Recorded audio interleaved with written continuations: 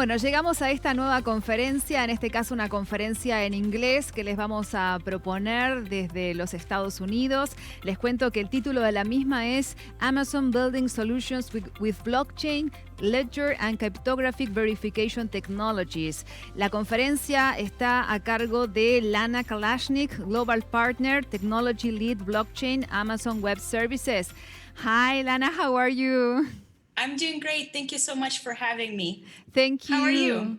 I'm fine here, ready to hear your conference. Where are you based in the States? I'm based in New York City. So right now I'm in the beautiful Brooklyn. So it's a sunny day outside. So if you see some sunshine peeking through, it's a pretty good day today. Wow, we are in winter here, a little bit cold, but we are ready to hear your conference. So, go. Okay. Thank you so much. Just like I was introduced, my name is Lana Kalashnyk. I'm a principal blockchain architect, and I'm also a global technology lead for blockchain partnerships at Amazon Web Services. So we've been doing this for quite a while, and essentially my job centers around creating the best strategy for our partners that are looking to build production solutions for AWS customers. So I wanted to take you through the journey of how we arrive to the solutions that we build. How do we make decisions when to use blockchain and when not to? Maybe in some cases you should be using different technology, and when to come up with new innovation. So this is something I'm really excited to talk about today.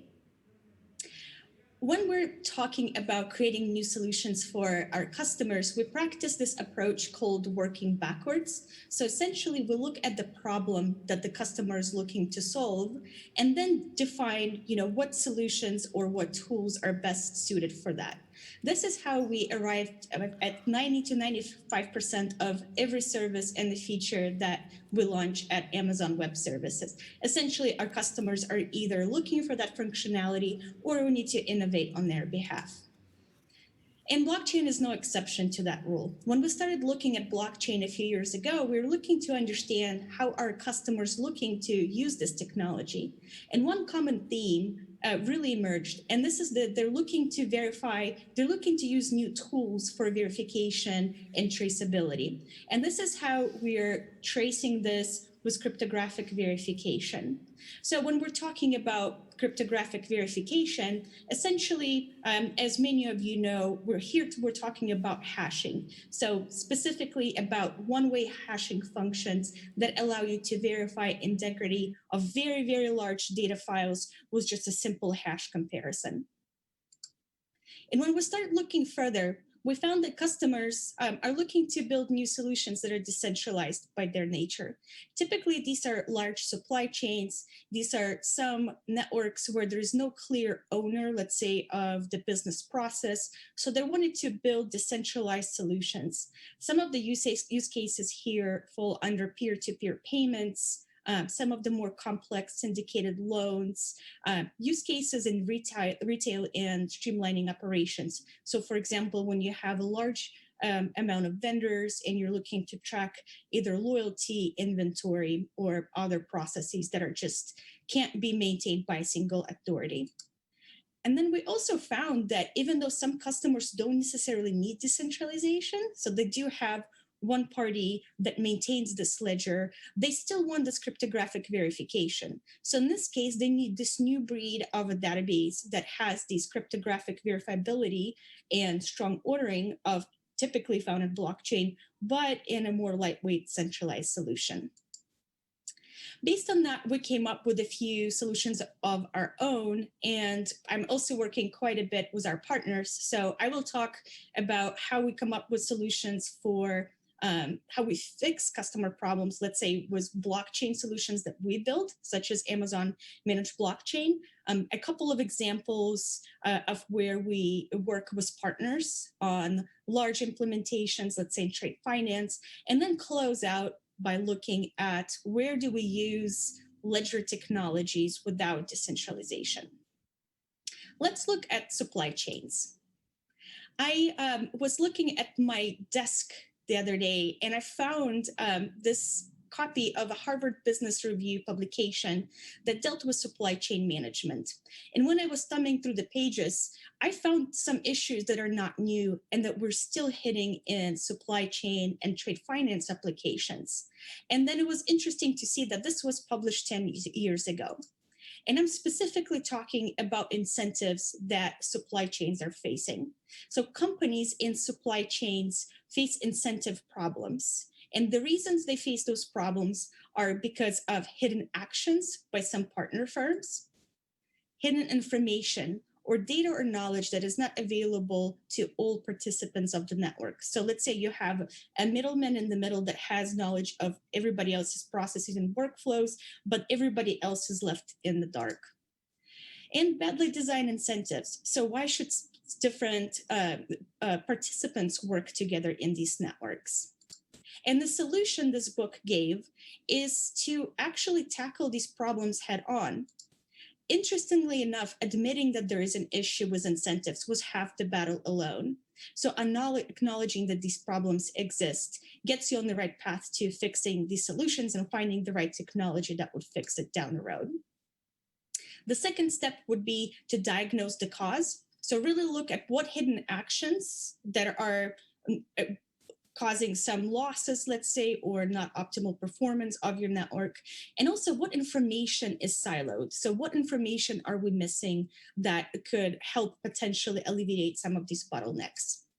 And based on this, we designed new incentive mechanisms that would promote better profits for all of the participants in the supply chain. When I reflected on this really hit home on some of the customer issues that I'm working on. So we started looking deeper about what do multi-party processes need? So what do these businesses need? They do need to independently verify transactions. So they need to know that, let's say, that your shipment arrived from point A to B, or that the vendor passed the right KYC qualifications to be a part of this process. They also need a single current view of data to be able to predict supply and demand or to request funding.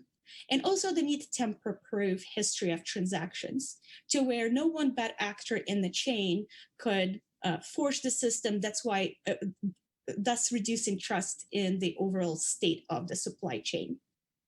And we're also finding that current approaches don't always work. So typically right now, customers solve these complex use cases by two use cases. They either employ very costly escrow processes, or they define a new entity type that acts like a central authority and takes on the burden of providing this technology, verification, and everything else. Obviously, these are not ideal solutions.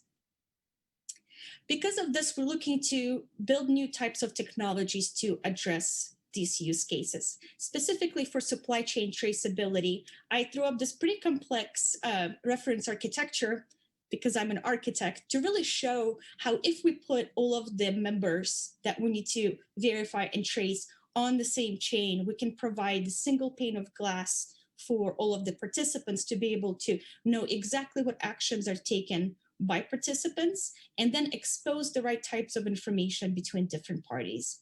And then why stop there? Blockchain doesn't exist in isolation. So when we're looking to verify data and put the right types of data on the chain, we'll leverage services such as analytics to build predictions, and then services such as IoT to build in telemetry and verification, let's say with GPS trackers, temperature controls, and so on. A great example of this is our work with Nestle. So Nestle is the world's largest food and beverage company. It's present in 190 countries around the world and has over 300,000 employees. As a consumer-driven company, they wanted to listen and respond to market needs. And specifically for coffee, it was interesting for me to learn that coffee is best consumed within 6 weeks of being produced. So there is value in provenance, and there is value in artisanship. So we worked on Nestle to leverage Amazon managed blockchain to build a new type of a solution. So for this specific supply chain traceability solution, we're looking to maintain quality of coffee or of the product. Then also we wanted to make sure that if the coffee was truly single origin, we can prove to the consumer that it was actually single origin, and then also prove other metadata points such as the roaster, grading facility, dates of manufacturing, and so on. And by doing this, we've built the system based on Amazon managed blockchain that allowed all of the partners to query the ledger and derive insights that are relevant to their businesses. So this also allowed to alleviate some of the bottlenecks and time constraints for verification between different partners. So here we were able to build a transparent, immutable, and verifiable system with our customer Nestle to provide this. One of the coolest things that this is actually, you can look this up. So the demo for the supply chain application that Nestle built for their customer is able to be reached via this QR link. We will also have additional resources to look up details on this implementation after this presentation. But not only did this solve for some of the issues, let's say, with provenance and tracing the suppliers, it also allows customers to create new business lines. So for some of the ethics and sustainability conscious customers such as myself, I can know that the money that I'm spending on this cup of coffee is not actually hurting some of the farmers that I'm thankful to have this cup of joe in the morning. And also to collaborate and provide assurances of freshness and so on. Now let's look at another lens. So we've tackled traceability and creating new business line via blockchain itself, but what about trade finance? So again, blockchain doesn't exist in isolation. So when we start looking at trading commodities, so let's say we're looking at commodities trading and trade finance, all of a sudden it becomes really, really complex. So by leveraging a shared ledger between parties in the same system, we're able to try to tie ownership of assets to their entire life cycle. What this does, it allows us to de-risk doing trade with each other. And here we worked with our partners Consensus and Kaleido on helping Comgo get to market. So Comgo is a platform that allows for multiple organizations to perform commodity trades and operations associated with that. So this includes issuing letters of credit, also KYC and other processes. And some of the leading world institutions are participating in this platform. Comgo powers a secure network of verified actors that digitize these overly complex trade finance aspects of doing business, which we can do better. So here's an example of how we looked at a challenge. So the challenge specifically that Comgo was facing is that the exchange of commodities is managed across different borders and jurisdictions. So it was often ineffective, and it used some of the older techniques such as fax, which really slowed down the process itself. By creating this common ledger and having all of these parties to sit down together, they were able to design better mechanisms that resulted in some real benefits to the participants, such as, for example, reduction in cost base, improved cash flow, and in the first year of trade, they've cleared close to $1 billion worth of letters of finance. And what's more importantly, they reduced time to produce this letter of credit from 10 days to under an hour, which is a really significant key value indicator. And now I wanted to briefly touch on cryptographic verification for systems of record. Like I've mentioned before, not always we need blockchain. So how do we innovate on behalf of customers? And how do we not just dismiss some of their concerns?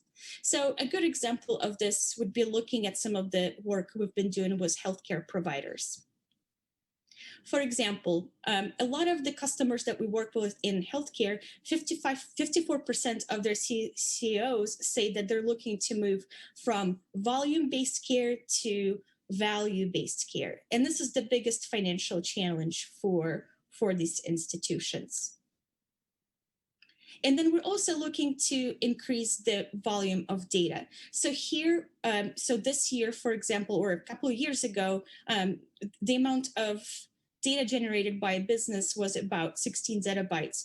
We're looking to grow that to 10x within 2 years. How do you verify, how do you report and analyze all of this data and know that it hasn't been forged?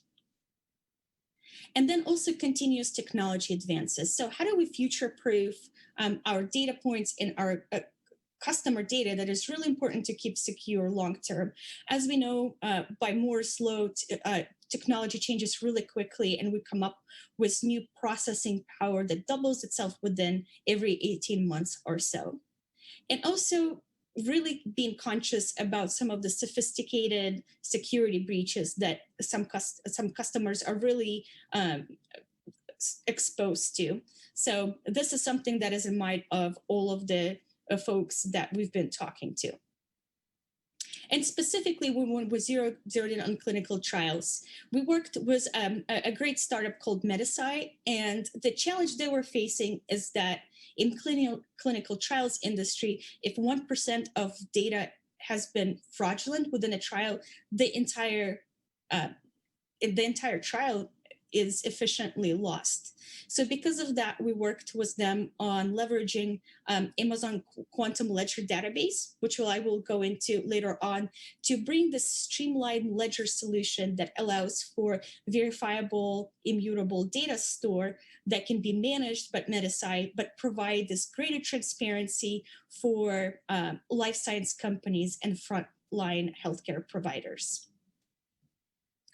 So this solution here is called Amazon Quantum Ledger Database. So essentially, this is an append-only ledger database that also leverages cryptographic hash chaining to tie blocks and records together. What this allows us to do is to verify terabytes and terabytes worth of data with a single hash comparison, similar to the way Merkle trees are used in blockchain. And then we've also looked at how do we stay nimble and move with our businesses? Because of that, we've built in Kinesis Streams, which allows you to almost instantly replay data that is stored in your golden copy, your golden record, and then move it to a data lake where you can perform some of the analytics or machine learning model training, or to warehouses where you can crunch through terabytes worth of data again and use different access patterns depending on the types of developers you use. So here really is the flexibility is the key. This is all I had for today. So today I just wanted to show that when we work backwards from a customer, we can come up with a lot of different solutions, whether this is blockchain solutions or looking to apply the lessons we've learned, such as cryptographic verification, hash chaining, and append-only ledgers to improve processes and quality of care for our customers.